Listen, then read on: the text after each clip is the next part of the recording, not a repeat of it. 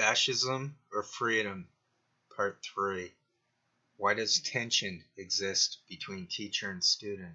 Why has banking education been the prime force in educational practices? To answer these questions, one would want to uncover the origin of patriarchal trends in education.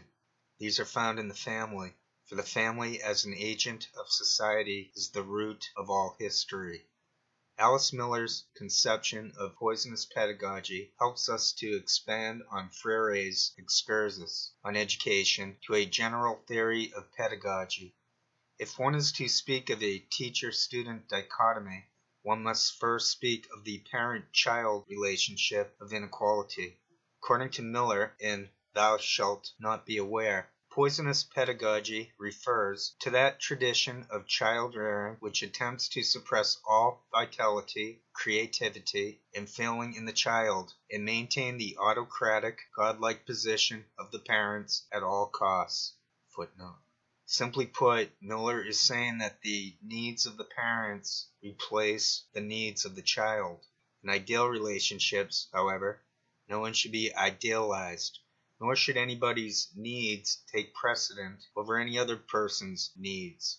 Yet many parents believe that children are innately aggressive animals who need to be civilized. Hence, the source of the problem in the parent's eyes becomes the child's feelings.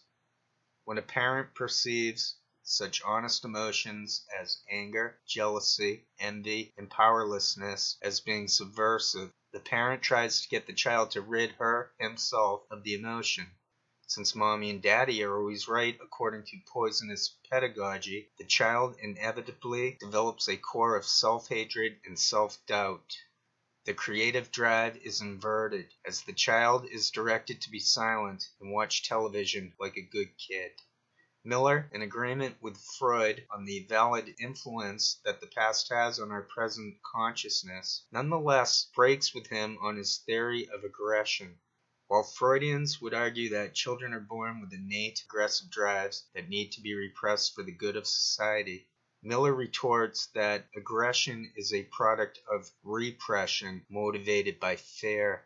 When a parent is confronted with such real emotions as fear, joy, and despair, these emotions are too strong for the parent to tolerate. Ways are then found by the parent to pacify the child without any regard for the harm being done to the child's creativity and self-growth. The parent may believe that no harm has really been done to the child since she is very young and will forget about the event anyway. Yet, these events will haunt the child again and again via the repetitive, regressive compulsion. Whenever this occurs, the individual will re-experience and reenact the great traumatic events in the development of his self-growth and awareness. To understand how Freud could have distorted his earlier discovery of the transforming consciousness, one needs to inspect carefully his starting points and how they led him to a patriarchal solution. At that point, we would understand how Freud was a prisoner of his own bourgeois morality and patriarchal values. Freud started with the id, as it is the oldest, most primitive, and fundamental self. The id aims for the satisfaction of its instinctual needs in accordance with the pleasure principle. In contrast to the pleasure principle is the reality principle.